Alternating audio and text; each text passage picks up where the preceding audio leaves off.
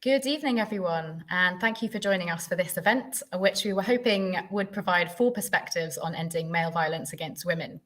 Unfortunately, Jess Phillips has been caught up in 11 votes in the Commons on the Nationality and Borders Bill, so she may not be able to make it, but we are hoping that she will pop in later.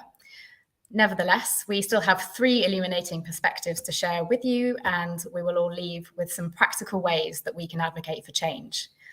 As a reminder, we'll be putting questions to the panel at the end, so please do keep them coming throughout. The perspectives we'll be sharing tonight will be coming from a lawyer, a journalist, and an activist. Our lawyer is Harriet Johnson, a barrister at Doughty Street Chambers, specialising in human rights and criminal law. Journalist is Evie Muir, who writes about domestic abuse and racial justice, as well as campaigning in those areas. And our activist is Jamie Klingler, who co-founded Reclaim These Streets, an organisation set up in the wake of Sarah Everard's murder in 2021. The reason that we wanted to bring together these different perspectives is because, as we all know, violence against women is a pervasive, systemic and labyrinthine issue that needs to be addressed on all fronts. We need to pay particular attention to ensuring that we don't take a one-size-fits-all approach. For example, that we tackle violence against women of colour, women from poorer backgrounds, trans women, disabled women, LGBTQ+ women. One aspect that's been very much highlighted in the press recently is the behaviour of the police, individual police and the response of the police systemically in dealing with women and in working to protect itself when complaints are made and unacceptable behaviour brought to light. Good Law Project has been doing some work in this space and we are very keen to do more. So I wanted to start us off by hearing from Christina O'Connor. We're working with Christina, who's trying to get justice following her experience with the Met. She's been very vocal and, in fact, waived her anonymity in the hope that this will encourage more women to come forward and be part of the process of shining a light on the problem so that we can finally start working on solutions. I'll let Christina tell her story in her own words. In 2011, I was a victim of an assault in Camden Town. I was on the way to the shops to buy some food when I was attacked by a group of young men. I went to the police to report this incident, and instead of offering protection and support, I found myself once again a target, a victim, as the officer who took my statement was incredibly flirtatious. I tried to laugh it off, but he continued to ask me really intrusive questions like whether I had a boyfriend at home, what I wore to work, as he knew that I worked at the Playboy Casino. At the time, I think I tried to laugh off his coming on to me, but I think in reality I was frightened, I felt isolated, it was just he and I alone in a room. But I also didn't want to cause any conflict because I wanted him to help me with my case and I wanted the support of the police. What followed was a series of emails from his official police email account continuing this flirtation. I have the emails actually. Please look after yourself while out in Camden. Hopefully you will not be a victim of crime again, but if you do fancy having a drink with a very discreet police officer, just let me know, it would be my pleasure. If you have any visible injuries that you would like me to record, then I am happy to take a picture for you and save it in case we manage to get any further in the investigation. I hope it doesn't hurt too much and I'm sure you still look amazingly hot. Slightly inappropriate, I said. You're presuming that I'm unaffected enough by the crime to come on to me. Isn't there some kind of code of practice that you're breaking right now? DCI James Mason. Have faith in my detective ability and experience. Actually coming on to victims is positively encouraged. It's all part of the friendly and accessible face of the Met Police. It is the rejection that is frowned upon. Those words really stayed with me because this is something that I think women worry about on a daily basis. But what happens if you reject a police officer when you're alone with them and they're supposed to be the person who is helping to support you and make you feel protected? When I first heard the outcome that he'd been found guilty of gross misconduct, I was really happy, I was thrilled.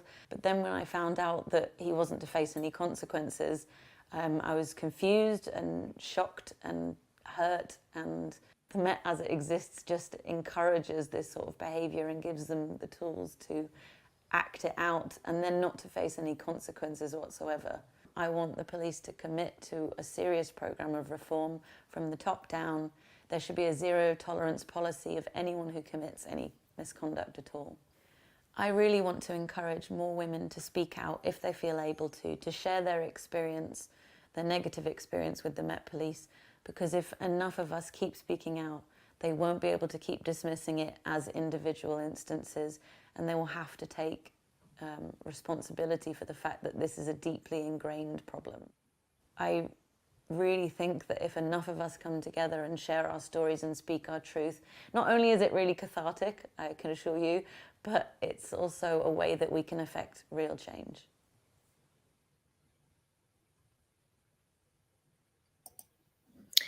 That's such a powerful story, and sadly just one among many, as Christina said. And I want to thank Christina and all the people who are speaking out about their experiences. It's such a brave thing to do. I saw today that the new acting head of the Met, Sir Stephen House, has admitted that cultural problems in the force are not a few bad apples, and has called for change in procedures to allow managers to speedily sack errant officers. So we can only hope that this does result in some sort of change for the better. Harriet, you are acting for Christina in her legal proceedings, and have literally just written the book on how to end violence against women. It's called Enough, and Good Law Project will tweet a link out now for people who want to find out more. I wanted to start by asking you whether you could talk us through some of the changes in the justice system in recent years that have been positive for women. And perhaps also set out the questions that women might want to ask when they go to the police or are looking for a lawyer. We don't want to put all the onus on individual women, of course, but it can be helpful to know what our rights are, what we can ask for when we're dealing with the justice system. Sure. Well, first of all, let me say thank you so much, Polly, for having me here. Second of all, I have, after 2 years of avoiding it, finally got COVID. So I'm glad we're doing this remotely, but also if I stop to have a coughing fit, then that's why it's not my 40-a-day habit catching up with me. In terms of changes to the law has got better, actually, and in some ways that's not saying much because the law historically hasn't been that quick to keep up with shifts in societal attitudes. And I opened the book by talking about the fact that in 1991, an allegation of attempted rape was dismissed because the man was married to the complainant. In 1992, the House of Lords, which was then the highest court in the land, clarified that actually the presumption that you can't rape your wife was no longer good law. And since then, it's been possible for a man to be convicted of raping his wife. But that's still mad to me that that's in my lifetime, in our lifetimes, that was a defence that could legitimately be run. But things have got better in recent years. So, excuse me, if we look at new statutes and new crimes, things like coercive control being recognised as a crime, that's happened very recently.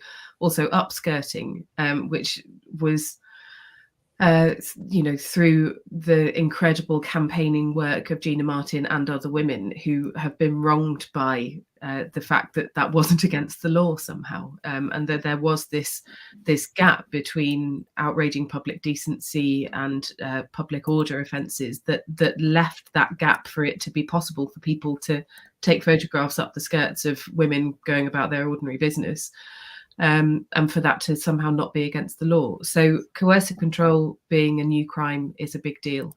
It means the government's recognising that abuse isn't just bruises, it's not just broken bones. And so often in my work, and I'm sure this will be true of others on the panel, so often when we talk about domestic abuse, the actual physical violence is a comparatively small part of it, and the bit that lingers longest, certainly for many of my clients, is the emotional abuse, the coercive control, the financial control. And so for the government to recognise, for the state to recognise and to legislate for that to be a specific crime is a big deal. In terms of what happens in court, again, things are getting slightly better. So there's now a rule that you can't, for example, in a rape trial or in a trial for a sexual offence, you can't cross-examine a complainant, as they're called in law until a case has been proven. They're called a complainant, not a victim. You can't cross-examine a complainant about previous sexual history without specific leave from the judge, and for that you have to make a specific application showing why it's relevant to the issues in the case. So the bad old days of people trotting out the short skirt question or the how much did you have to drink question, they're not tolerated anymore, and certainly in my experience, judges are very quick to pounce on anything that strays into that territory, which is a very good thing. Judges also, as standard, give directions to juries. So at the end of any criminal trial, a judge gives a set of instructions to a jury where they say, this is what the law is, and they remind them of what the evidence is. But as part of the reminder of the law, judges now give instructions to juries where they say words to the effect of, stereotypes about rape are not true, and long experience of what we expect rapists to behave like and how we expect victims of rape to behave, long experience of that in the criminal courts has shown that those stereotypes are not true. So during your deliberations, please make sure you put those from your mind. That's a very positive thing. And I'm sure that that has been helpful in changing jury attitudes. And there have been a number of studies that have shown that even when jurors come into a trial with preconceived notions about human behaviour, and particularly about the behaviour of rape victims, education is what it's called, can be hugely effective in getting rid of those prior attitudes. So that's an enormously positive step. There are many more things that we could do, I think, that would really help. So, for example, one of the recommendations that I've made in the book, and that I have to say I don't understand why we don't have yet, is a similar direction from judges about domestic abuse and about coercive control. Because we know, and the state has recognised through making coercive control a crime, the power that an abuser can have over their victim, that means that this age-old question of why didn't you just leave becomes farcical, actually, when you know the way that domestic abuse works. I would really like to see courts begin to give a direction to juries to dispel myths around domestic abuse in cases where it's relevant, so that the first question that a jury asks when they go back to deliberate charges isn't, well, why didn't she just leave? There are other proposals that that I think could make a real difference as well. So things like misogyny as a hate crime, the New Love amendment, which the government's rejected twice now, even though actually we know, the data shows us repeatedly, that crimes against women are committed against women for the same reasons that crimes against disabled people are committed against disabled people, or crimes against other protected groups are committed against them. They are, in every meaningful sense of the word, hate crimes. And yet for some reason, because women are not technically a minority, we don't get those same protections because it happens so often, which seems perverse. And yet that's what Boris Johnson said when he said that that if we made misogyny a hate crime, it would take up too much police time. It's apparently such a huge problem that the government's decided to do nothing about it. And that, to me, is baffling. Making something a hate crime, for those of your listeners who don't know much about the hate crime legislation, I completely understand that, because it's not necessarily that straightforward. It's not one clear law. What it means is, if you commit a crime that is motivated by hatred towards a protected group, so based on someone's religion or someone's ethnicity or someone's identity as a trans person, then that makes the crime more serious. So it means you get a more serious sentence. And that recognition in law, I think, of how serious the problem of violence against women is, would be a really helpful step. But I think the real problem that we see is not a lack of ideas for how we can end violence against women, for how we can make the law work better for women, particularly when it comes to legislation. What I think we see, and what I think we've seen a lot over the last few months in particular, is the lack of political will to do anything about it. And with a chancellor who doesn't know the definition of the word misogyny, that's perhaps not a tremendous surprise. Yeah, absolutely. Thank you, Harriet. That's definitely a lot of food for thought. And Good Law Project will be tweeting the names of some organisations that can help women navigate the justice system. So there should be a list of organisations being tweeted out now, and they'll be also available under the link to the YouTube channel later on. Harriet, I'd like to invite you now to read a short excerpt from your book, if your voice is feeling up to it. Of course, I'll do my very you just best. do as much as you can. Thank you. The bit that I'm going to read about the book, I'll hold it up, and then the publishers will be happy. There you go. There it is. Called Enough: Violence Against Women and How to End It. And Jamie, I will substantially reimburse you later. Thank you. So in each section of part one of the book, part one is about the status quo, so what the situation is now. And it goes through a number of common offences that women experience. And in each section, I start by talking about the law, and then I've looked at statistics. But one of the key factors that I found in the statistics when researching the book is how often they're missing. So I've included what statistics are available, but when it comes to intersectionality, there is a real lack of specific statistics about offences about not just women in general, but about women who are in other ways marginalised. So about trans women, about LGBTQ plus women, about vulnerable women, about homeless women, about disabled women. So I've included them where they are available. But where they are available, I ought to say it's mainly as a result of Freedom of Information Act requests from charities gathering this data, which is appalling to me that the Office for National Statistics and the Crime Survey for England and Wales doesn't routinely break down this data so that we can get more information about the nature of the problem. So I'll start off, I'm going to read a small section of the domestic abuse section, and I'll start off with what the statistics say. In the year ending March 2020, an estimated 1.6 million women in England and Wales experienced domestic abuse. The domestic abuse charity Refuge projects that 1 in 3 women will experience domestic abuse in her lifetime.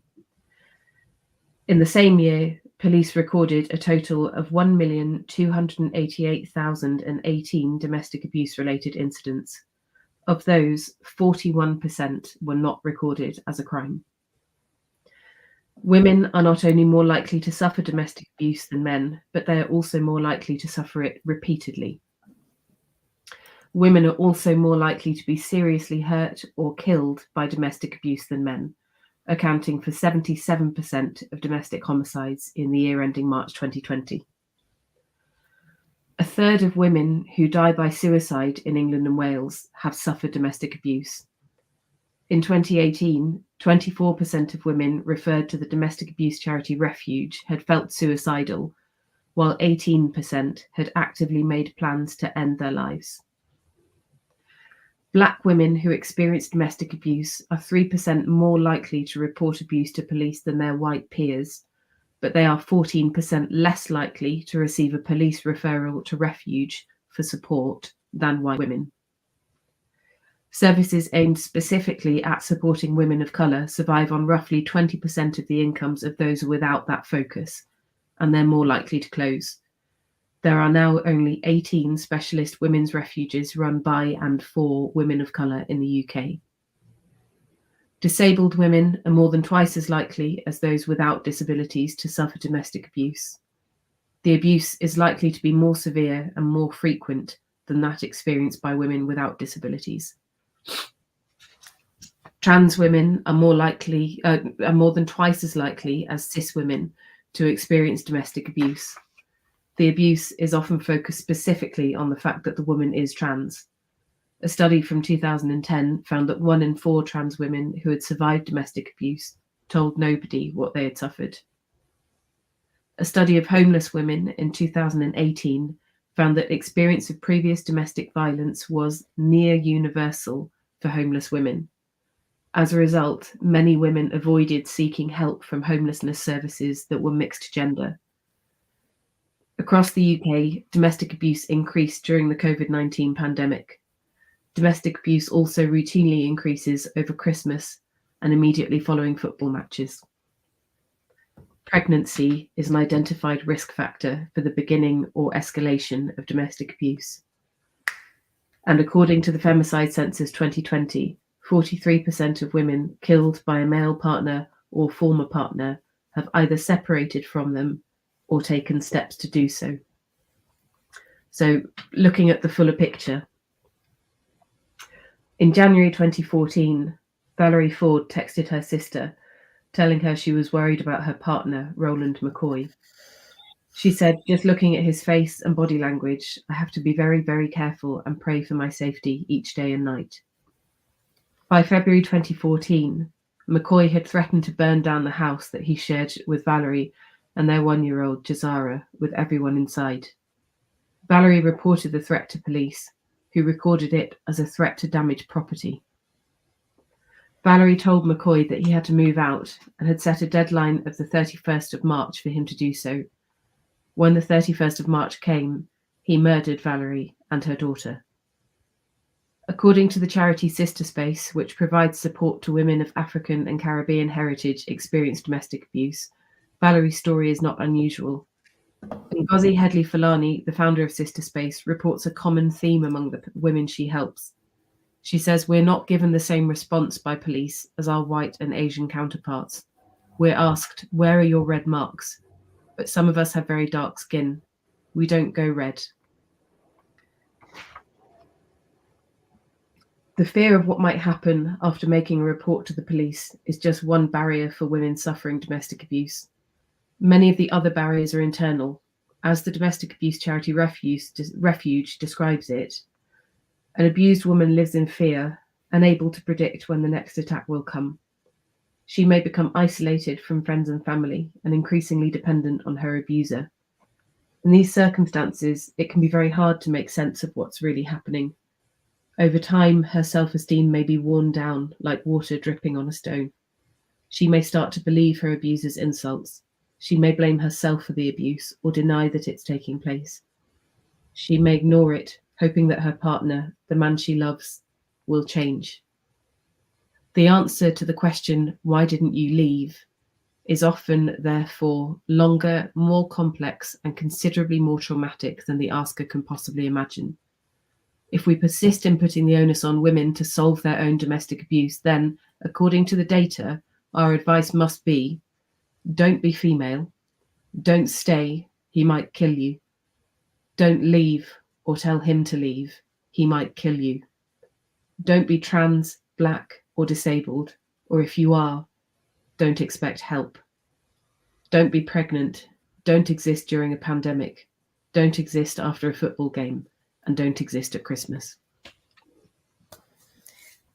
Thanks, Harriet. And those statistics and the stories, there are so many more stories in Harriet's book, and they're completely overwhelming and shocking, but I think really important for everyone to hear. So I would really encourage everyone to get a copy of that book and read it, so you can really understand the situation that we're in. Evie, much of what Harriet's just said will obviously resonate with you through your work as a journalist, especially focusing on domestic abuse within Black, Asian, minority, ethnic and refugee experiences. I'd be interested to know what you think about the role that good journalism can play in the fight to end violence against women and girls. Yeah, absolutely. And again, just want to say thank you for having me. It's a pleasure to be here and to be talking on something so vital. And I guess to preface what I'm about to say,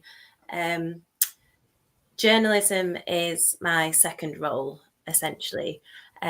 So I have a background in supporting survivors of gendered violence, specifically those with intersecting identities who are Black and queer within the domestic abuse sector, the violence against women and girls sector.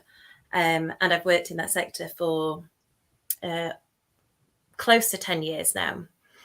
And the reason I entered journalism as a side project really was in recognition of the ways that our media fails to report the experiences, the needs and the issues experienced by survivors accurately on the ground, and the issues faced within the sector on the ground.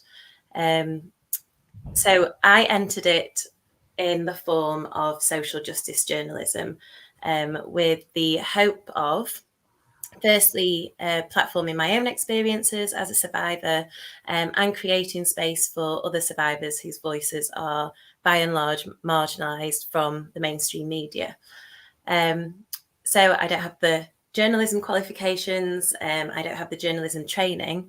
I see journalism as an extension of my activism. And I think this is, I feel really privileged to have that perspective, because it, for me, opens a perspective and opens doors in journalism that are often closed for survivors.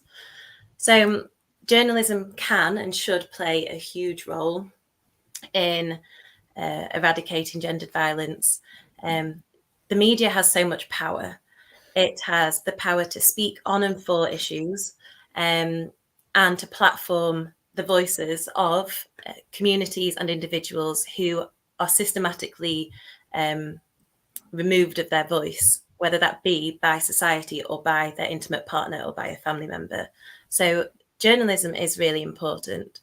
And I think when we look at social justice journalism and the capacity that has, it's huge. It has the platform to give survivors a different route of justice, because what we know is that carceral punishment, by that I mean the legal system, the prison system, the current system that we have, where a perpetrator of any form of harm, but in this context gendered violence, is punished for their wrongdoing, doesn't work for everyone. And we know that. We know that specifically for victims of gendered violence, the rates of conviction are abysmal.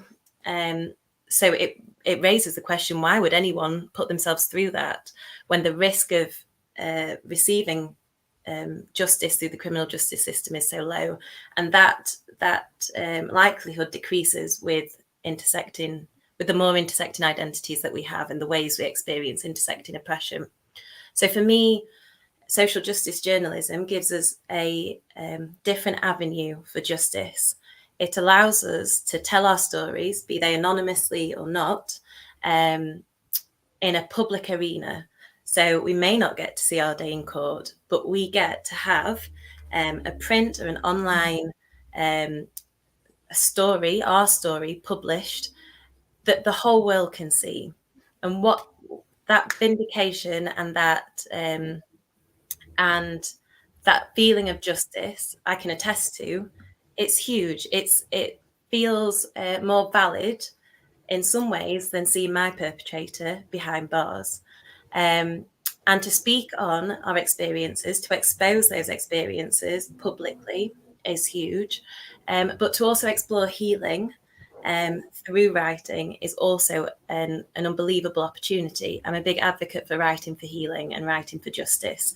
And I think that's what social justice journalism can offer. I think there's also, on the back of that, the negative side of journalism, because we know that journalism done wrong can exacerbate, can contribute to, is complicit, and can escalate gendered violence.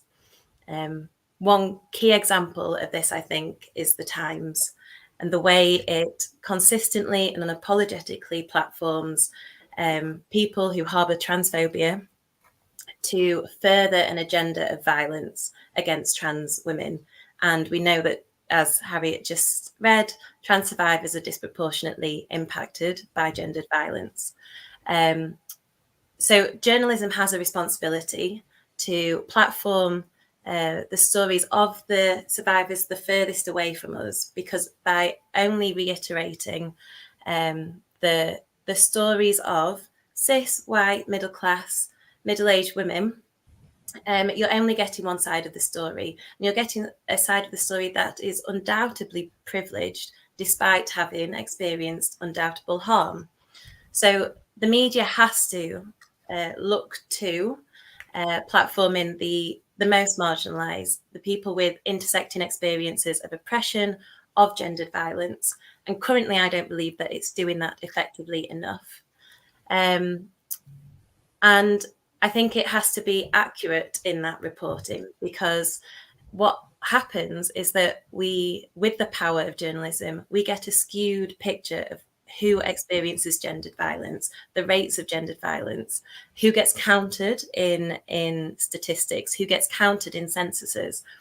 And that doesn't reflect the reality. That doesn't reflect the harm. Statistics don't reflect the harm. So personal stories and opinion pieces are hugely valid to journalism, because this is where we get to tell our stories. This is where we get to have our voices heard. And I think there's definitely missed opportunities in journalism to do that, to see it as something that should be unbiased, because I think that allows huge space for harm to be perpetrated, to platform all voices equally when all voices aren't equal. So therefore, the ones that are the most marginalised need to be uplifted disproportionately, and to recognise it as what it is, as something that is powerful, as something that can incite change. Journalism can and does do that. So that is really the role of it. Thank you, Evie. And you could see us all nodding along and trying not to interrupt during that. So I think there's a lot of agreement from everyone else. If I can just ask you another question. You've written a lot about the ways that racial and gendered injustice intersect. And I'd wondered if you could tell us a bit about the anti-racism movement within the violence against women and girls sector. We don't have a huge amount of time, but I'd really like to hear from you on that if possible. Absolutely. And I think for context, and the important context around this is, I'm just going to say it, the domestic abuse sector, the violence against women and girls sector, whatever you want to call it, is racist, fundamentally to its core. No one wants to hear it, no one wants to say it, but it is. It's racist, it's homophobic, it's transphobic, it's ableist.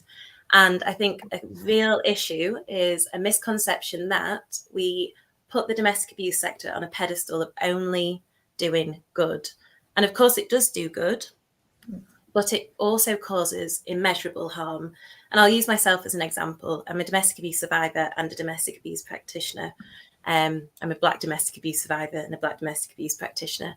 And having left my abuser many years ago, I feel significantly less impacted by my experiences of abuse in an intimate relationship now than I do my experiences of abuse within the domestic abuse sector perpetrated by the sector as an institution and the individuals within it. I think we need to be really frank about this, because when we talk about ending gendered violence, we have to talk about the violence that's perpetrated within our circles, because when we're only talking about it in the context of cis men against cis women, we are missing so much nuance, so much context. So that's a really important baseline for me to say that, because women of colour, and particularly queer women of colour, disabled women of colour, trans women of colour, women who sit on those intersections of multiple identities and multiple oppressions, we face abuse, oppression, exploitation by both our intimate partners, our family members, and the sector and the services that are designed to support us, be they the domestic abuse services, be they the police, be they the courts, mental health and psychiatric services, the list goes on. So it's really important that we recognise and understand the way that harm is perpetrated against us in both gendered violence and racial violence. And there's many ways that this happens. It could be, for example, our partner who fetishizes us, I can never say that word, because of our ethnicity. It could be experiencing racism and microaggressions within our relationship. It could be having our insecure immigration status manipulated by our partners, or the ways that cultural abuse and gendered abuse intersect, so that we're isolated and excluded as queer people of colour from our families and communities, being turned away from the police because our bruises aren't visible, as Harriet mentioned, experiencing racism in refuges, being reported to prevent by domestic abuse staff and practitioners. These are just a few ways, and I could reel them off forever, that women of colour experience abuse from multiple perpetrators and multiple sectors. So it's really important that we look away from the current model of domestic abuse support when talking about gendered violence, because we know that it hasn't been the solution to date. And therefore we need to be looking towards the buy-in for Black, queer, trans, abolitionist, feminist spaces as the spaces that have the answers, the spaces that are doing work within the communities with the most vulnerable, with the most marginalised, that are resisting top-down oppressive institutional support, which are decolonial by design, which are really challenging the very fabric of what we know and what we have accepted for so long. So there's so many services. Harriet mentioned Sister Space and Valerie's Law, so I won't go too heavily into their organisation and that campaign, but that is a really good example of a campaign that focuses on Black, African, Caribbean women being supported within the mainstream on a national level, and that's something that I don't think we've ever seen before. And it's really interesting because that campaign sits very strongly in the reform camp, whereas other campaigns sit more in the abolitionist camp. And by abolitionism, I mean a theory of practice that recognises that the system we have can't be reformed, and therefore we need to squash it and build it from the ground up. And that requires a lot of imagination. It requires a lot of community building and a lot of direct action. And Sisters Uncut is a great example of that. There's also the Violence Against Women and Girls Anti-Racism Working Group. So they're working within the sector also. They've created a charter, a feministo, and they're delivering sessions with practitioners to embed this decolonial abolitionist practice within sectors that already exist. And for me, these are the organisations that we need to be looking towards, because they're the ones that are reaching the people furthest away from us, that are focusing on lived experience, that are embedding practices that are uncomfortable for so many people. And we really need to sit with that uncomfortableness, because we cannot end gendered violence if we're only making the same group of survivors comfortable. That's not how it's going to work. I'll stop rambling, and I'm going to do a shameless plug, if that's okay, if people are interested in this, because I'm actually hosting an event myself next month in collaboration with Festival of Debate, and some of the organisations that I've just mentioned. I'm going to be platforming them and talking about the anti-racist activism being conducted from within the sector. So I'll get a link. Thanks, Evie. Yeah. Thank you. Yeah, we will be sharing a link to that event. And also just to say, so Valerie's Law, the campaign for Valerie's Law run by Sister Space, which is a fantastic organisation, they are campaigning for mandatory cultural training for police. And we will share a link to where people can send a letter to their MP in support of that. I just want to take the opportunity to remind everyone watching to please submit any questions that you have for any of the panellists, and we will get to those at the end of this session. Jamie, last but not least, You are the co-founder of Reclaim These Streets and a veteran activist. I wondered if you could tell us a bit about your experience in building Reclaim These Streets, perhaps about why it's had such a profound impact. Well, I actually just shivered a little bit when you said veteran, because with the company that we're at right now, it's 13 months for me. And so I'm the baby activist of everyone here. And I've said in a lot of interviews, I was an accidental activist, because the way Reclaim These Streets came about for me is I literally tweeted that I was going to do a vigil for Sarah on Wednesday, the night her remains were tragically found. And that was based on when I was at a magazine a long time ago. When the Charlie Hebdo massacre occurred, we kind of stumbled out of the building and ended up in Trafalgar Square and saw every other journalist that I'd ever met. And so it was a very organic, impromptu vigil, but that space for other people to be around that had felt that same, like an editorial meeting that we were in every single day. So when Sarah's remains were found, I lived alone, and that impotent rage and grief had nowhere to go. So I literally, because of my events background, just tweeted I was going to do a vigil. And that was Wednesday night. People got in touch and were like, some local women are doing the same thing. And so we had a meeting that night and started to split up some duties. And at that point, the Lambeth police were saying, we will find a way to police this regardless of corona restrictions. And then by 2:30 on the Thursday, we were told by Scotland Yard that absolutely not, this will not go ahead. So in quick succession, that was Thursday at 2:30, we got Adam Wagner, we met on Twitter, who became our human rights lawyer, among others. And that night we raised 37 grand on crowd justice, and we ended up in high court on the Friday. So by no means was any of it anticipated. Had the police just let us go ahead, we would have done a vigil on Saturday night. There probably would have been 4 crews of cameras, and we would have had a safe space for women to come and have a moment of silence, and we would have gone back to our day jobs on Sunday. What happened was so much aggression and so much trying to silence us. And I'm from Philadelphia. The worst thing you can do is tell me to shut up, because I'm coming out swinging.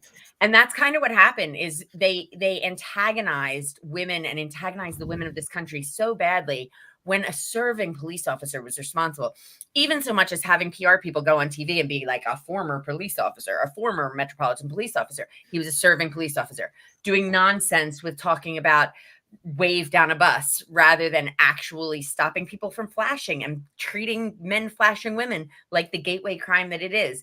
And all of these nonsense things that have happened from the Met that treat women's safety like a PR exercise and not like an actual issue that all of us face every day. And I think this is where I come in at it, is I'm just a normal woman. I haven't grown up in these circles. I'm not necessarily trained. Yes, I've read a lot, and I've now done 400 interviews in the year and obviously learned a hell of a lot in a year. But it's because 97% of us are sexually harassed in this country, and it's death by 1,000 paper cuts. It's not that all of us have to go through one little bout of harassment and then we can go along the rest of our lives. But what has happened is these conversations that used to be very much 2 a.m. with women crying and telling our stories of domestic violence or sexual assault or sexual abuse have now really started coming to our dining room tables. And we're telling our fathers and our brothers and our partners a lot more about the sustained abuse that and the sexualization that happens from when we're little, and how inured we are to it, and how much of our lives is spent avoiding conflict and avoiding risk and trying to keep ourselves alive and safe, and how little of the blame for that is put at the feet of men. So often I'm heard about fathers being like, oh, how can I help and babysit my kids? The same thing happens all the time with these conversations about male violence against women. It's like, how can men help? Well, no, if women could solve this, it would have been solved a long time ago. This, no matter how many soapboxes I stand on, no matter how loud I shout, I do not have it within my power to stop this violence. And this is where the responsibility of male violence against women has to come from men. And that's kind of what I've been shouting for a year. And collectively, all of us are coming at this from different angles. And so much of what I'm doing with men that haven't been part of any of these discussions is giving examples and giving practical ways that men can help and can get involved and really be allies. So one of the things I've talked about a lot is, like, if I'm in a pub garden and a man hits on me, and I can see my friends, I can see the bartender, I'm well within my rights to say yes or no and go about my business. And that scenario totally changes when I'm coming out of a toilet in a bar in Soho and he's on the stairs. And all women know that he's your exit. And that's when you placate. That's when I have a made up husband upstairs that, oh, my husband will be waiting. I would be totally interested if my husband wasn't upstairs, because he's my exit route and he's my only way to get out. And having men start to think about that power dynamic differently and think about their role in it differently is kind of where I think we've made some real strides, is rather than a lot of times this whole, oh, when is Men's Day, or when is this, or when is that, but actually thinking about the fact that from when we're 12, we've got our keys in our hands and we're telling people when we're getting home, and we're avoiding people in supermarkets, or we're walking around the long way to get to work or to school because you know that there's a flasher that's normally there. And like, we change our behaviors so often, like in the course of our lifetimes, this pervasive level of fear and the way we have to react to it is kind of what I've tried to bring to light this year. And with what Evie said, you're absolutely right. It's not intersectional enough. And I know that I wouldn't have had 400 opportunities to be on mass media in this country if I was not a middle-class white woman. And I absolutely know that the reason I get all those responsibilities is because I'm punchy, but I'm on the right side of punchy because I'm white and middle-class and very good at media. And after the Child Q protest, which was the same night that the police decided to appeal our verdict, I wrote a really furious tweet about the police and saying that I had been at the protest at Stoke Newington, but that the police like should spend the money actually helping women. And I wrote, fuck that, learn the law, to the Met. And the Guardian printed it in full. And if I was a Black woman in this country who wrote, fuck that, learn the law, to the Met, that absolutely would never have been printed. And whoever did that would have gotten huge amounts of flack. Whereas I got lots of, oh my God, that's, my dad yelled at me, but everybody else thought it was brilliant, you know, and recognizing that and recognizing the privilege I have had over this year and the responsibility, the women coming to me and having told nobody else their rapes except for me on DMs anonymously, and what that means and what responsibility that brings, I wasn't really ready for. So we've had a lot of counseling and a lot of training now, but I don't have the 10 years behind me that you three have. And I've learned a lot from women in the sector. Janome at Sister Space talking to me about, why did it take a 32-year-old white woman getting killed for me to recognize that she's never been policed by consent? And that conversation will always stay with me. And I've learned so much from talking about how Sabina Nessa, we had to fight. We did a vigil for Biba and Nicole because we had to fight to get their pictures on the front pages. But I only know the 6 women that were killed in public by strangers last year's names. And we don't necessarily have the capacity to know all of those names and know all of those stories, because it's blown my little mind just knowing those 6 stories and what we go through as women in this country when we're in a relatively safe country, let alone knowing how much people are suffering in their own homes during COVID restrictions, knowing that they're not policed by consent. And so learning all of this stuff and the responsibility and knowing that our platform and our amplification has been given a huge, huge amount of attention this year, and the responsibility that comes with that is really important to me and my cohorts. Thank you, Jamie. Thank you so much for that. I think we're now going to open the event up to questions from our audience. So I will ask lovely John in the back room to please let us have our first question. So I think we'll start with Jamie. What advice do you have for people out there who want to build long-term sustainable campaigns to end violence against women? Do not recreate the wheel. Stand on the shoulders of the women that have been doing this forever and know a hell of a lot more than you do. I've learned so much from women who have been campaigning for a million years, and I literally am a newbie. And learning about that, and honestly, friendly fire from the left. All of us need to be nicer to each other and respect the work that's been put in, and respect the people and the young women that are going to bring it forward. And there's competition over getting the congratulations. And honestly, it's not pie. If women are safer, we all benefit. Men, women, everybody. If you're going on dates and the women aren't planning to figure out what happens if they die, it's a better date. Like, it's not pie. The credit is not pie. And really listen and learn and do advice and make it not just gesture based. Like, it has to have actual demonstrable change in those communities. Yeah, absolutely. I mean, yeah, that's what, hoping for a time, I think, as Reclaim These Streets say, where we're not texting people when we get home. Absolutely. Thanks. Does anyone have anything to add to that, or should we go? John, can I have the next? Oh, yeah, go for it, Harriet. Right. There's Jamie's point about it not being pie, but also about the importance of unity and avoidance of friendly fire. There's a Steve Bannon quote that I read a while ago, which was, and I'm going to get it wrong, but it was something like, as long as they're talking about identity, we've got them.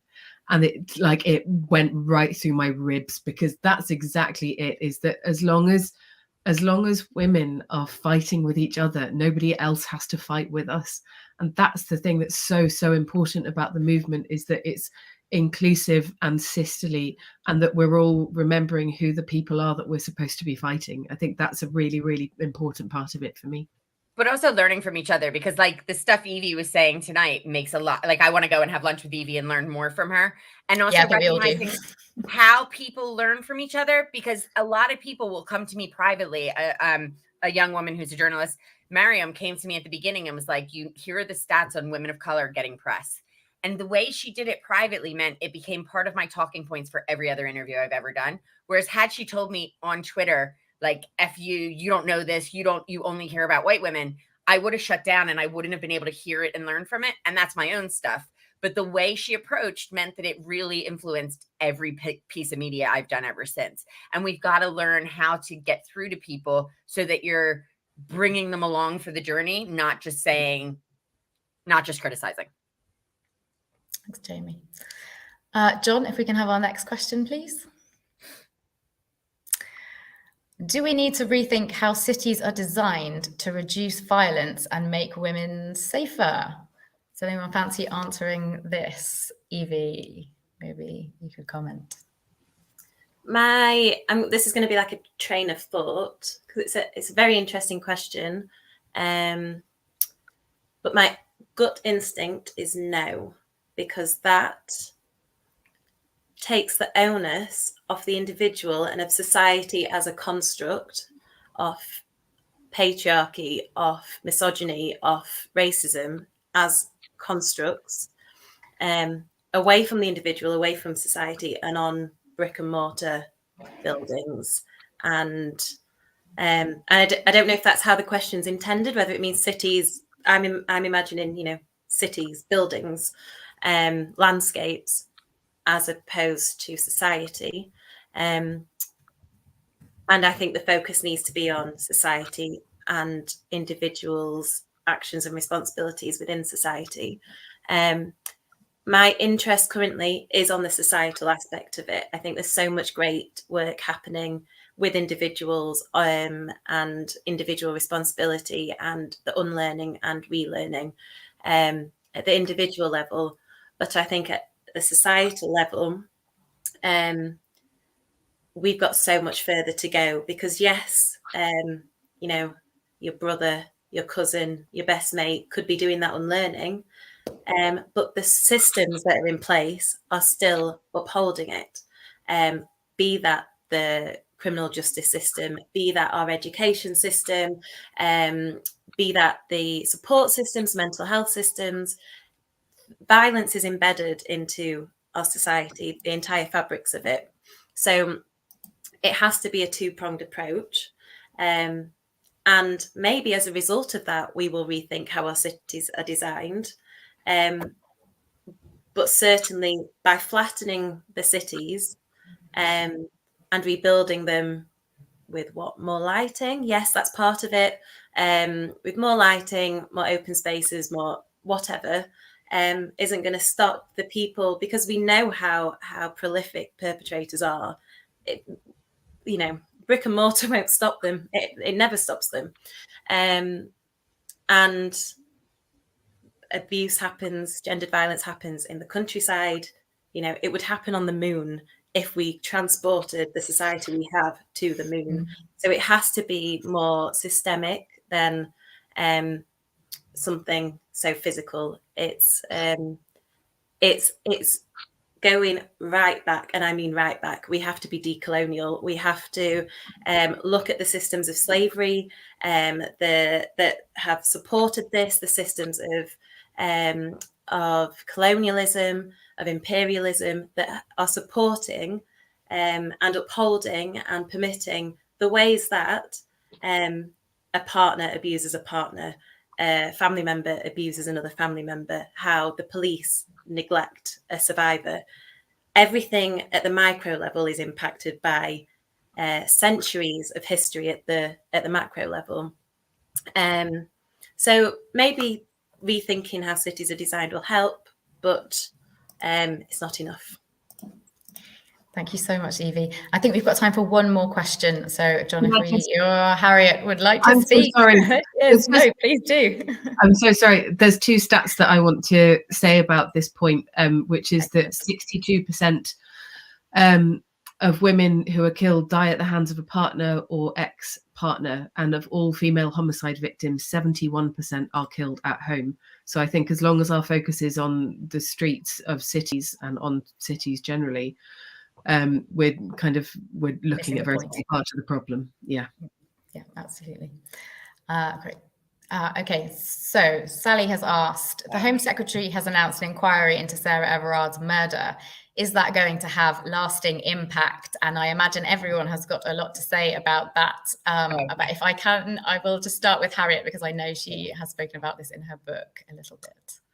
And is working on this case, in fact, with the Centre for Women's Justice. Yeah, I am working on this case, so I have to be a little bit careful. I haven't spoken about it in the book because I didn't know what was going to happen as I was writing it. It's one of the annoying things about writing a book like this is that the news moves quite quickly. But so I'm one of a team of barristers acting for the Centre for Women's Justice to judicially review the decision of the Home Secretary to focus the inquiry just on Wayne Couzens and on issues arising out of him.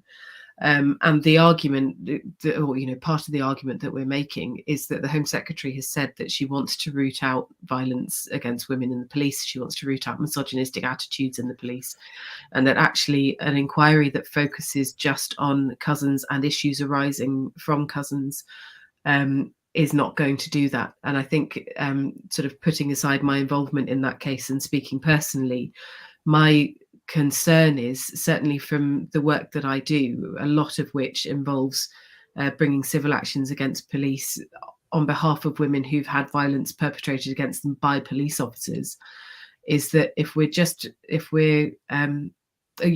problem is endemic, and we're certainly, colleagues and I are seeing a growing body of evidence that the police is institutionally misogynistic.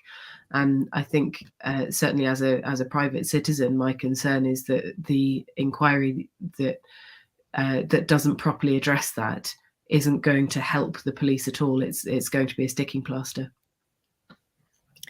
Jamie, what would you? And we've signed, we're part of the Center for Women's Justice. We've signed the action to make it statutory. What I didn't know before that was, by it not being statutory, it doesn't have any teeth. Police aren't compelled to testify. The families don't get legal support. Like it's this government loves having an inquiry. How many inquiries have there been in the last 6 weeks? And none of it matters. It makes it, again, the boogeyman or the bad egg, a wrongin, rather than actually looking at the fact that this is happening to women, and then you put them away and you throw away the key, and it doesn't do anything moving forward. So unless it's statutory, they might as well not have it. Yeah, it feels like a sop rather than anything that will lead to lasting change. Can I say one thing? Of course, Evie. Yes, please do. I'm going to be that person. I'm going to say that we need to look outside of the possibility of the police. In answer to the question, no, because I don't think any reform is enough. And that's a really uncomfortable thing to sit with, because as a survivor, I know that if someone came up to me today and said, look, we will lock your abuser up for the rest of his life like that. To be fair, if someone said we will bring back capital punishment only for your abuser and your abuser alone, you've got 5 minutes to decide, it'd be a very difficult decision. But that's instant gratification, isn't it? And I think sitting with that uncomfortableness and that really human reaction, and then thinking, well, actually, maybe this system doesn't serve anyone as it is. Maybe reform in the present day is satisfactory, because we're all suffering in the present day. So something has to change now to make the now less unbearable, because, dear Lord, it's unbearable. So yes, but there's something about focusing all our attentions on reform and reform only that's a distraction, that allows policymakers, change makers to think that that's enough, and it's not. Because when we look towards abolitionist theory, and I'd really encourage everyone to, particularly Black feminist abolition, we see the steps and the possibility of a different society that no one has lived in. This is really a figment of imagination, but with that, it means that we can imagine a safer society, and that doesn't have to stay in the limits of what we know and what we have been taught and told. That's a legacy of white, middle-aged, old, rich men that we've inherited. We can imagine something that actually supports communities that are marginalized currently. And that is really uncomfortable, because we're sitting with something that we've never lived through. None of our ancestors have lived through. But what that allows us to look at is something that doesn't rely on an inquiry to solve all our problems. It's so much bigger than that. So abolition. Thanks, Evie. So actually, John, if we can have our next question, because I think we might be coming right back to you, with Medina asking, given the harms that many women face at the hands of the police, have you seen examples of solutions that don't involve the police? Yes. Can I answer this one? Yes, please. So I'm going to point to some references that people might be interested in. There's books by the Cradle community. There is a book called Abolition Feminism Now that is written by 4 Black feminists in America, including Angela Davis. There's one that is coming out this year that's by members of Sisters Uncut. So these are really practical texts that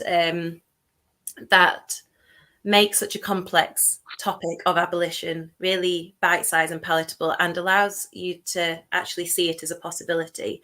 And what these activists, and these are activists that have been in racial justice, gender justice movements for decades. We're talking about the Black Panther movement.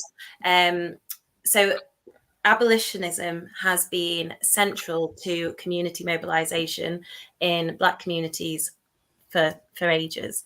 So this isn't new, but we've got a lot of new texts out recently that make it actually seem doable, because often when we're imagining something that doesn't exist, it seems impossible. One of my personal fears and recognitions is that if we were hypothetically to flatten everything we have now without doing that kind of reformative changes, what all we'll have is a power vacuum for the power structures that we already have. And my worry is the domestic abuse sector, for example. You'll have a load of transphobic, white, middle-class, cis women who currently hold so much power jumping straight into that vacuum. So we have to be doing all that work beforehand. But anyway, I'm digressing slightly. In relation to the question, examples of solutions are provided in these texts, and it's things like healing justice, things like creative justice, things like community justice. So ways in which we can source healing, source reparations, source joy that isn't relied on a lengthy, harmful court case with less than no chance of a conviction and criminal justice, that then puts our perpetrators into a system that perpetuates harm, causes more harm, that statistically harms more women than anyone else who's incarcerated, and that isn't actually challenging the systems of violence that are so cyclical and pervasive. So yes, there are so many alternatives to criminal justice. The issue is that we don't have many templates for them, and I think going back to the buy-in for grassroots communities, that is where those templates exist. But again, they're the voices that are the most marginalized. So really turning to those communities and those initiatives and those survivors is the right path forward, really. Thank you, Evie. Does anyone have anything to add to that? No, pretty well covered in general. Okay, thank you so much. I think just our final little bit is that I'd really like to just ask each of you to say one thing that everyone could do tomorrow to help in this fight. So if there's one action that you would encourage everyone to take tomorrow, if you could please let them know what that is, that would be great.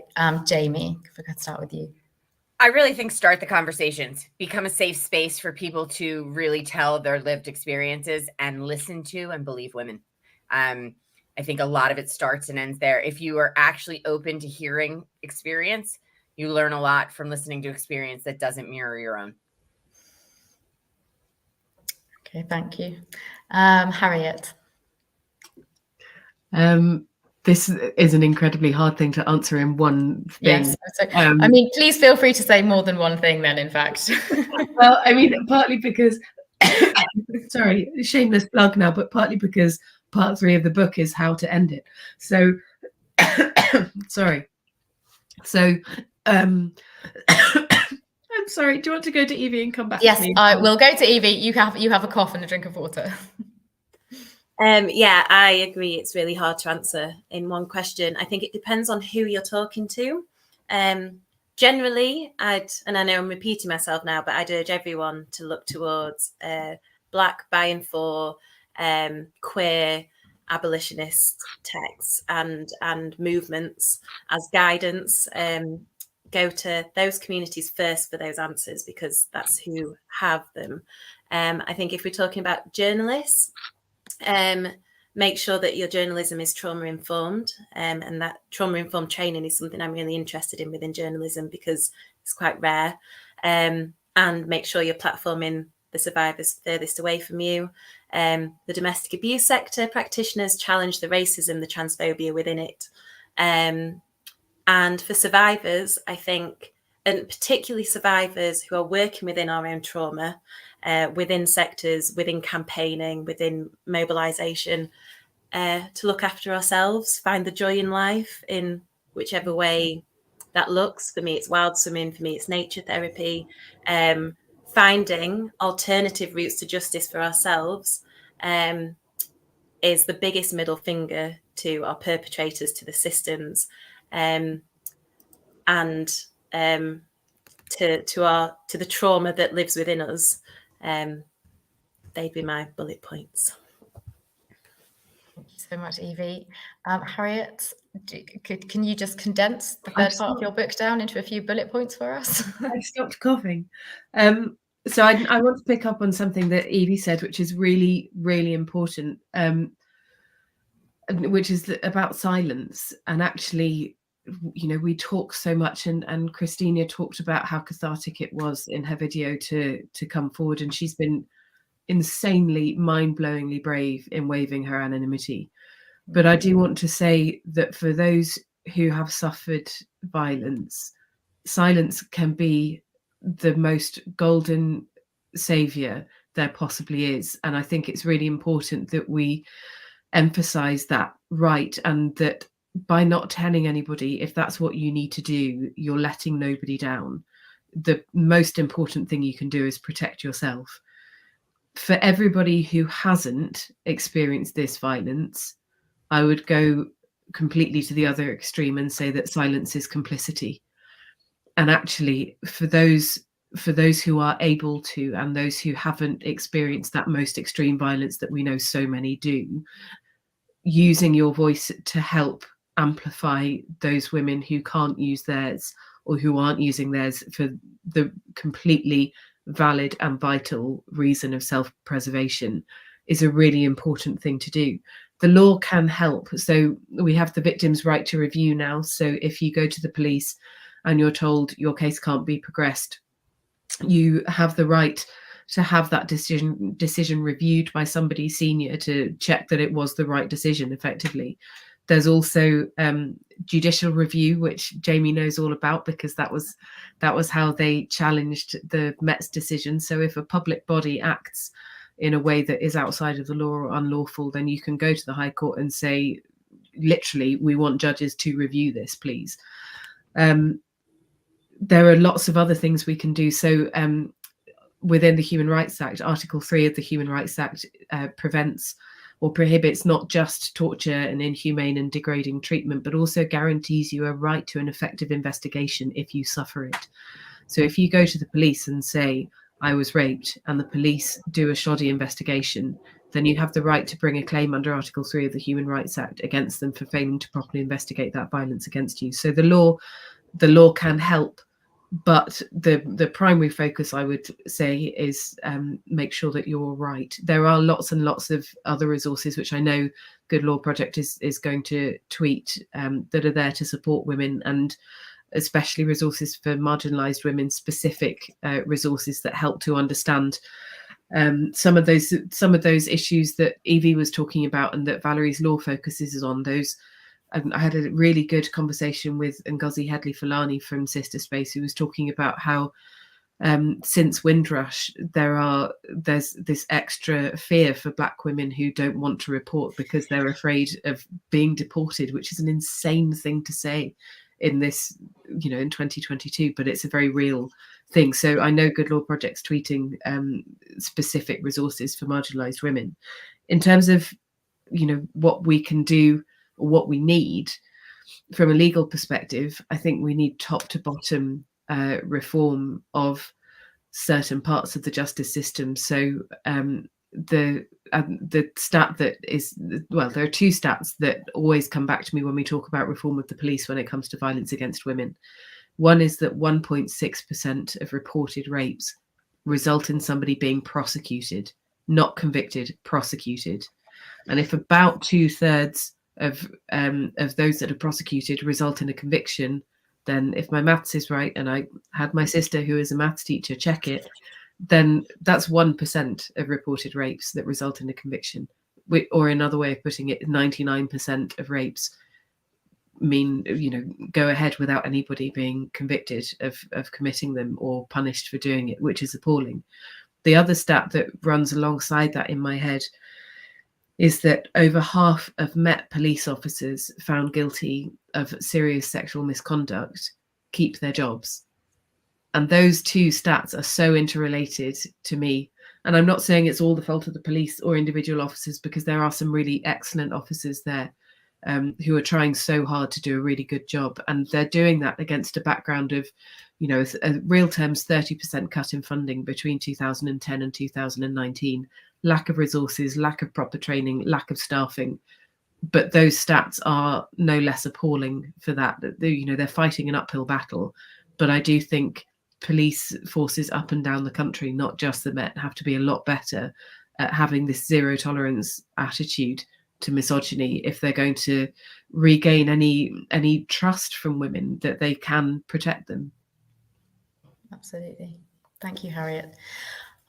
Jamie, if I can just bring it back to you for a second. I know that you're doing some consent workshops with children, and I wondered if you could talk about that, because that might be a tangible action that people watching this can get involved with. So with the RSE curriculum, we've partnered with Shout Out UK, and it's really focused on 10, 11, and 12-year-olds, and especially 10 and 11, 12-year-old boys, and talking about what consent and ongoing consent looks like, and what ongoing respect and consent looks like, because they talk a lot about that 10 and 11-year-olds is when otherism happens. When you, before you're 10 years old, everyone's kind of in the playground getting rough and ready and getting dirty together. And then all of a sudden changes start to thing, and then the fear, and then hormones and everything else. But that's really when the other and the fear and the difference really becomes apparent to children, and how we talk to young people about how they declare their boundaries, but also how we respect those boundaries. So not only do we need to teach young boys about consent, we need to teach girls about establishing their boundaries and being able to verbalize them and being able to talk about them. I think a lot of what I've learned from some of the workshops is also the ongoing consent, that it's not just a girl saying, okay, I'm allowed to be kissed, so then everybody can kiss me. It's about the individual one-on-one consents. And when we're working with children, and you're working with a lot of children on the spectrum as well, it's not just rules. It's all of the areas of gray, and it's the adaptation of those rules, and it's the individualization for every different situation. And that's a lot to get your head around, but having the conversations and starting to have the conversations, I think with a lot of sexual assault, we've got so far past the point where we're talking about this boundary was crossed or this line was crossed to, is it prosecutable? And we're not giving girls the respect to say, that didn't feel nice to me. That's not something I want to repeat. And we go so far to be like, oh, would a jury believe me? Not, I didn't like being touched like that. And we have to teach young women how to verbalize their feelings and their boundaries and their respect and how they're treating themselves and how they're listening to their own warning signs. Because I think we've lost a lot of that. We've leapfrogged into, is anybody going to believe me? Is this against the law? Not, did that not feel nice? And with children, we really need to press reset and really go back to, does this feel nice? Do I want this to happen? Do I want this to happen with that person? And then regardless, that's where we need to start from, is those starting blocks of experimentation and having fun and enjoying sex and enjoying playing with your body and playing with other people's bodies and what it feels like when it can be good, rather than it all becoming off limits or it all being dirty or it's all being not allowed, and really look at how those interpersonal things play out so that we know when those boundaries are crossed and that we respect our own agency and our own bodies, for girls to know that and for boys to know that.